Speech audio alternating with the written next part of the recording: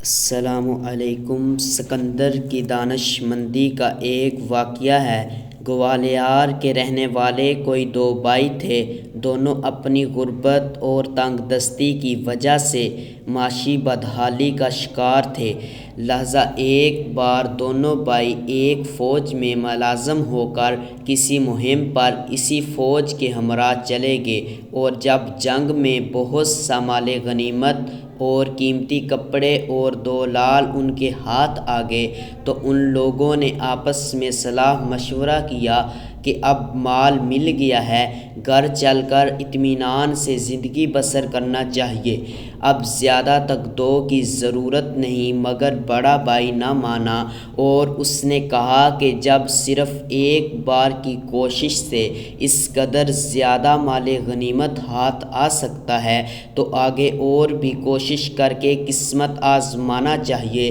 یہ سوچ کر سارا مال دونوں بھائیوں نے باہم تقسیم کر لیا اور ایک ایک لال بھی ملا۔ چھوٹا بھائی تو اسی مال غنیمت پر قناعت کر کے وطن جانے لگا تو بڑے بھائی نے اپنے حصے کا مال غنیمت بھی اسی کو دے دیا اور کہا کہ گھر جا کر میری بیوی کو دے دینا۔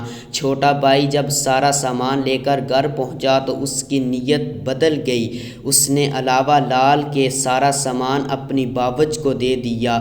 جب بڑا بھائی 2 سال کے بعد گھر واپس آیا اور اپنی بیوی سے کہا کہ مال غنیمت دکھاؤ، بیوی نے سب چیزیں جو چھوٹے بھائی نے لا کر دی تھیں اس کے سامنے رکھ دیں۔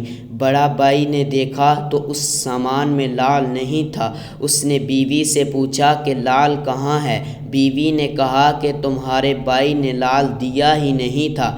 بڑا بھائی ناراض ہو کر چھوٹے بھائی کے پاس گیا اور کہا کہ میرا لال کہاں ہے؟ اس نے جواب دیا کہ میں نے تمہاری بیوی کو دے دیا ہے، مگر بیوی نے مسلسل انکار کیا، مگر دونوں بھائی بیوی ہی کو چور سمجھتے رہے۔ بیوی نے کہا اچھا، میں تم لوگوں کو کل جواب دوں گی۔ اس لیے وہ شہر کے بڑے قاضی بھورے میاں کے پاس پہنچی، مگر بھورے میاں نے بھی ان کی کوئی خاص مدد نہ کی اور عورت وہاں سے بھی مایوس ہو کر چلی آئی، کیونکہ گواہ جو ان لوگوں نے مہیا کیے تھے انہوں نے عورت کے خلاف گواہی دی، اس لیے یہ ناکام رہی۔ اب سکندر لودھی کو ان باتوں کی اطلاع ہوئی اور اس نے عورت اور دونوں بھائیوں کو دربار میں بلایا اور کہا کہ تینوں موم پر لال کی صحیح تصویر بنا کر پیش کریں۔ اس پر دونوں بھائیوں اور گواہوں نے اس کی تصویر بنائی۔ عورت سے بھی کہا گیا کہ تم بنا کر دو، اس نے بنانے سے انکار کر دیا کہ جو چیز دیکھی نہیں اور اس کے نقش بھی ذہن میں نہیں ہیں اس کو موم پر کیسے اتار سکتی ہے؟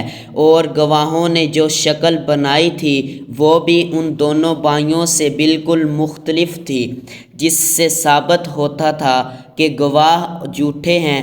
بادشاہ نے ان تمام تصویروں کو اپنے پاس رکھا، پھر بھورا خان سے کہا کہ وہ گواہوں سے کہیں کہ اگر ان لوگوں نے سچ نہ بولا تو جان لے لی جائے گی۔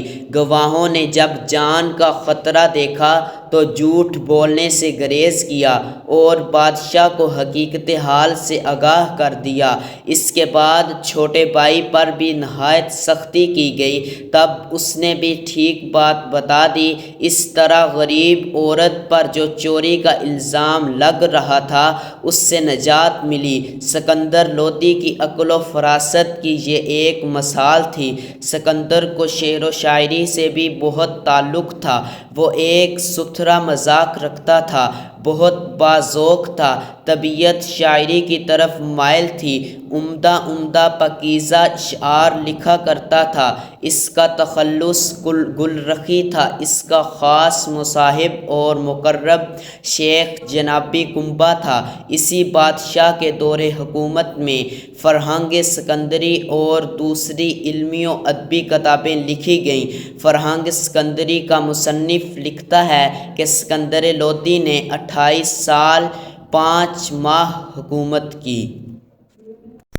امید کرتا ہوں کہ آپ کو ہماری ویڈیو اچھی لگی ہوگی۔ ہمارے چینل کو سبسکرائب کریں اور دوسروں تک شیئر کریں۔